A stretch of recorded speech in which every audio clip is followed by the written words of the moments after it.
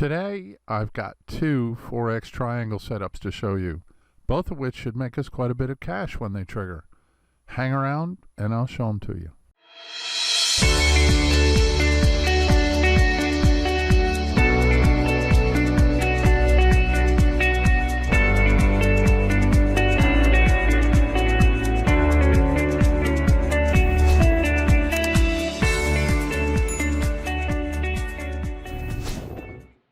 Hi, this is Tim from TradingStrategyGuides.com. Again, I want to thank you guys for coming through on the likes and comments last Friday about my new strategy. I'll be showing you that next Monday. It's not very complex, but it's been pretty powerful. We'll just add that to our trading arsenal. Please continue to let us know what you want to see. This channel is for you guys, so we want to show you exactly what you want to see. Comment below with anything special. And on that note, I only have a very few comments about the factoid of the day segment. And I appreciate you guys that have commented. You know, that's the section where I find a random news nugget and I share it. Do you guys like that? Do you want it to continue? I'll continue to do the trading maxim, of course, because I know that's directly connected with our mission to train the best traders in the world. But the factoid, well, that may be outside of that mission. I need to know what you guys think. Please comment below. And as I said, I've got two Forex triangles to look at today. A big descending triangle on the Australian dollar-US dollar pair and a smaller continuation triangle on the Swiss franc Japanese yen pair. But first, we've got updates on open trades that are moving along swimmingly and a couple of changes to setups I've already shown you. Then I'll show you the two triangles and the trading maxim for the day. And away we go. Don't forget to click the subscribe button and hit the bell so you don't miss any of these great triangle setups. All right, let's look at some charts. The S&P 500 broke out of its consolidation right here. I moved the stop up here to 30.80 to lock in 43.75 on the second half. AMD broke above this level and has made 1, 2, 3 new highs in as many days. So this morning I moved my stop up to 38 to lock in $3.11 on this one. This is maybe the star for the week. The E-mini Dow Jones finally closed above the 27,666 level, which was our original first target.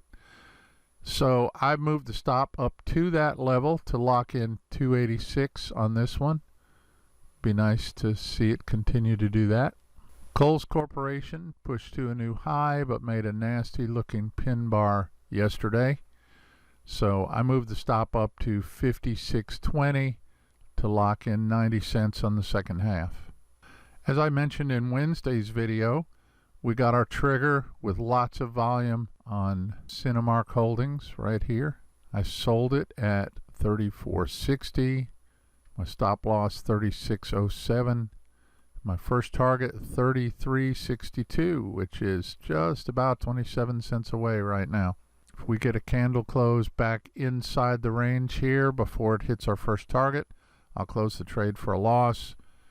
When price hits the first target, I'll take half off for profit and move the stop to break even on the remainder.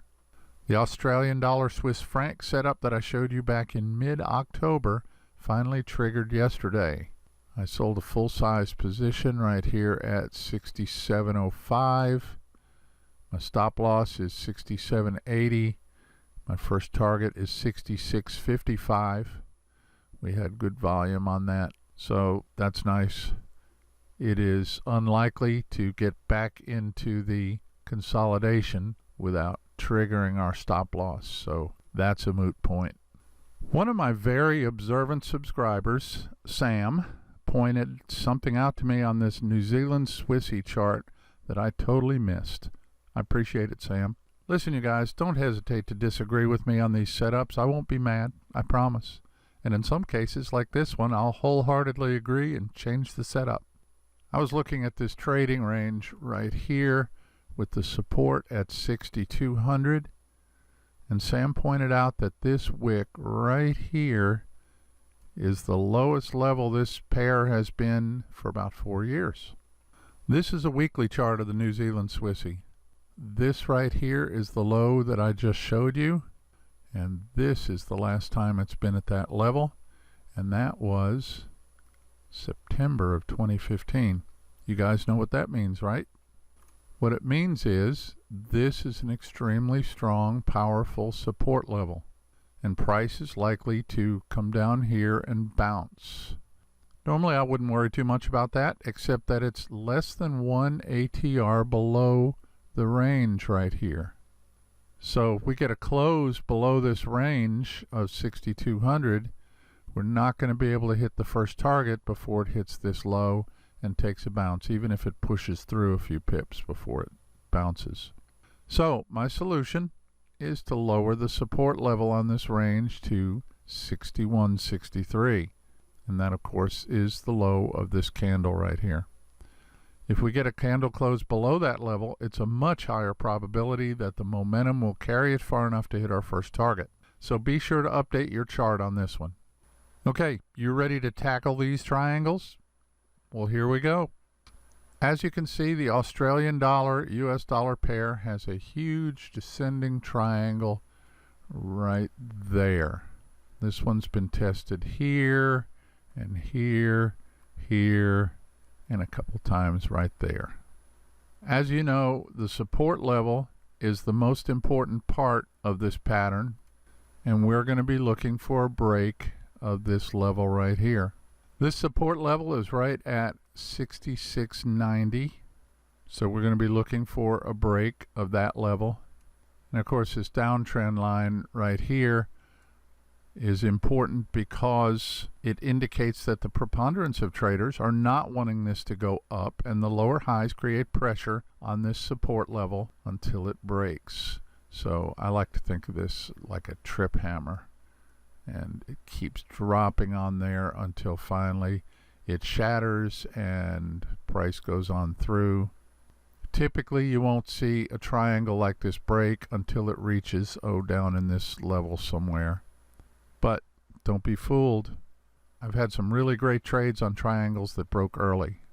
As always, I like to see declining volume, declining volatility during the course of these patterns. I think a nice decline in volume and volatility increase the probability of the pattern breaking explosively. And as you may know, I measure the volatility with the average true range, or ATR, which is simply the average length of the last 14 candles. So here's our trade plan. We're going to sell a daily candle close below the descending triangle. On the breaking candle, you want to see this volume bar reach up to the volume average. If it doesn't quite reach that line, but does reach at least 75% of the average volume, I'll open a half-size position to reduce risk. You can calculate the percentage by dividing this volume number here by this volume average here, and you should get 0.75. If you don't get that number, stand aside. Stop loss is 1.5 times the ATR. The first target is 1 times the ATR. So again, on the breaking candle, look at your ATR here, and let's say this breaks and closes right there, and this is your entry level.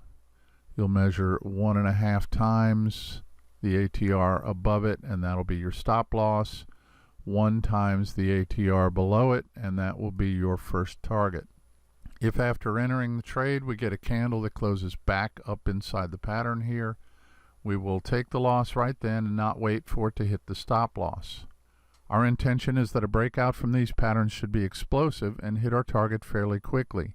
If the momentum goes away, we want to shut the trade down without taking a full stop if possible. When the price hits our first target, we will close half the position for profit and set the stop loss to break even on the remainder. We'll then follow stops as price moves in our direction until the market takes us out. These two rules are the very definition of cutting your losses and letting your winners run. Now typically I do this with 2 positions. The first position has a hard stop loss and a hard take profit at the appropriate prices. That position will close automatically when the first target is hit. The second position will have a hard stop loss and no take profit directly associated with it. And that's the position that we'll be allowed to run. When the first target is hit, we'll have to manually move our stop loss up to break even on the second position. And remember, I only risk 2% of my account on each trade. And that's today's setup on the Aussie US dollar. As I mentioned, trade setup number 2 is on the Swiss franc Japanese yen pair. This is a smaller pattern that started in late October. This is what I usually call a continuation triangle. Nice symmetrical triangle here with a huge incoming trend. And typically these things are most likely to break in the direction of the incoming trend. But that doesn't mean we need to get biased on this. I'm willing to trade a wind-up like this in either direction. And remember, perfection is not important with these patterns. This one is fairly regular, but that's not a requirement. If price is making lower highs and higher lows and volume and volatility are dropping off with it, then you've got a good consolidation to trade. Here's the trade plan. We will either buy a daily candle close above the triangle or sell a daily candle close below the triangle. On the breaking candle, as always, we want to see the volume bar reach the volume average. If it doesn't quite reach the average but does reach at least 75% of the average, I'll take a half-size position to reduce risk. You can calculate the percentage by dividing the volume number here with the average volume right here. You should get 0.75. If you don't get that number, don't enter the trade. Your stop loss will be 1.5 times the ATR, and your first target will be 1 times the ATR. What that means is that on the breaking candle, you want to look at the ATR, multiply it by 1.5, and put your stop loss behind the entry by 1.5 ATRs.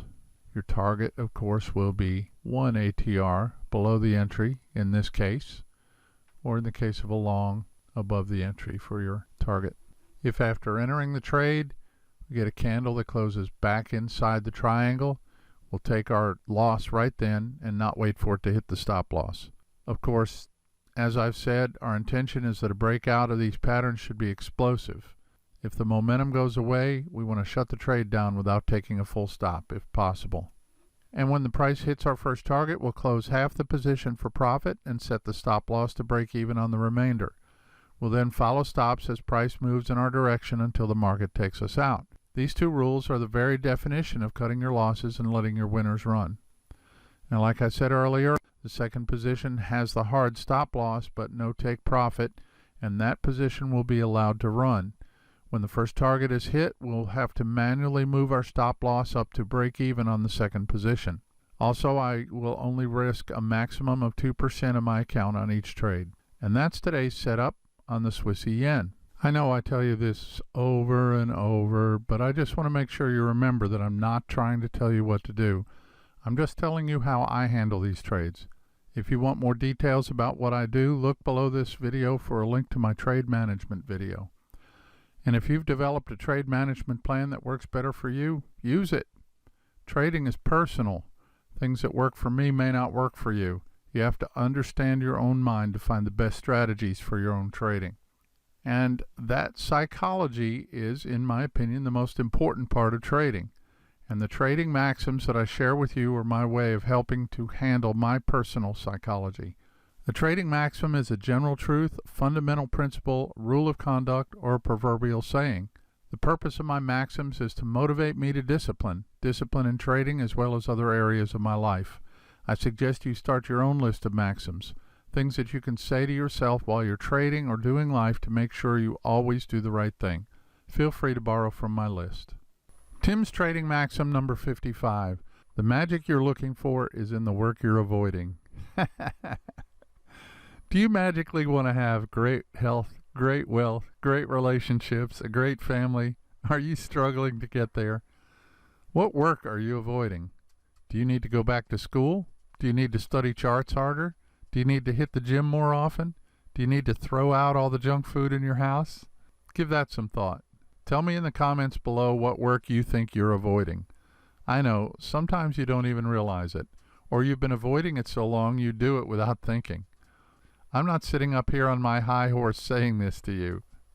I've successfully avoided the gym all week this week. I need to quit that if I want to do the things that are on my bucket list. Understand you don't have to do it all at once, but make a list of the things you know you should do and commit to adding a new one every week or every month. Just do it.